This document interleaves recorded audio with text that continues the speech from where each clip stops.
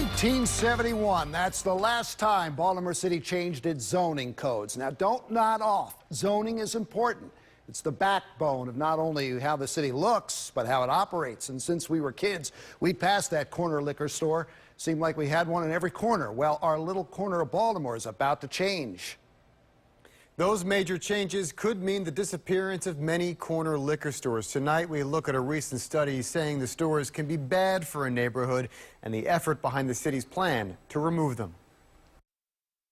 Pack of cigarettes, pint of Zelco. That's it? Okay. At the Utah Market on the city's west side, Bud Ice cans or bottles? Cans? it's the same old faces buying the same old elixir. $5.45, please. The corner liquor store has been a staple in Baltimore for more than a generation, a market Douglas Jung and his parents bought into a decade ago. This store is actually, I mean, it's a lot, you know. It's my parents, they've invested their whole life savings into this business. You know, this was supposed to be their retirement as well. And eventually, it's supposed to be the income for his young family. But Jung is on what he and other liquor store owners call the hit list. Just more than 100 corner liquor stores to be zoned out of existence as Baltimore flips its script and rewrites its zoning codes for the first time in more than 40 years. It is an important part to get right. Mayor Stephanie Rawlings Blake has been helping guide this process for 5 years now. Changing the way Baltimore is used and what is allowed is a massive undertaking, and liquor store density is only one issue. But it's one the mayor believes absolutely has to change. Look, I mean, we have some communities where you can have 10 in 2 blocks. It is ridiculous. And we have to do something about it. Not doing something about it is not an option. Because a recent study by Johns Hopkins published in the Journal of Urban Health suggests a viable link between some of Baltimore's violent crime and the density of its liquor stores, specifically the off-premise liquor outlet or the corner liquor store. For every one additional liquor store in a neighborhood, there's a 4.8% estimated increase in violent crime counts. Dr. Rachel Johnson Thornton is one of the professors who conducted the study. She says in a neighborhood where all things are equal, the relationship between the liquor store and violent crime is a statistically strong one.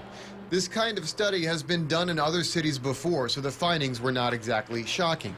But the association between the two is an important connection to make in Baltimore, says co-author of the study, Dr. Jackie Jennings. It is alarming, yeah. And certainly this is a city that has been plagued by high violent crime. And while this is not the sole, this would not be the only factor that's found to be associated with violent crime. There's certainly other contributing factors. This is one. The study and its findings were released in late February and just in time to influence Baltimore's zoning code rewrite.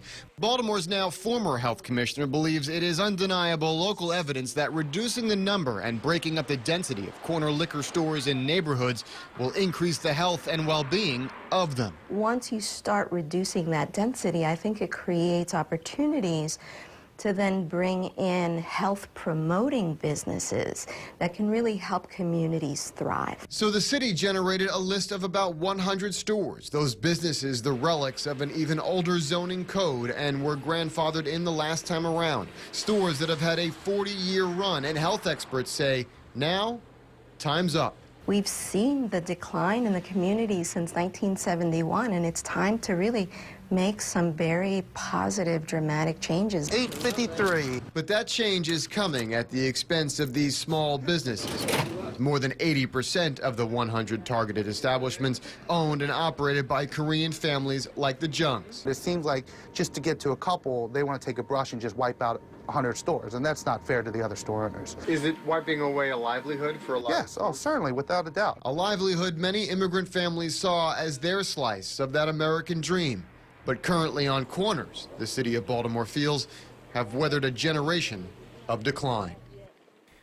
Now, the city council could finally vote on this rezoning code this fall. If liquor store density remains part of the rewrite, some store owners will be given 2 years to change their business model or relocate elsewhere in the city.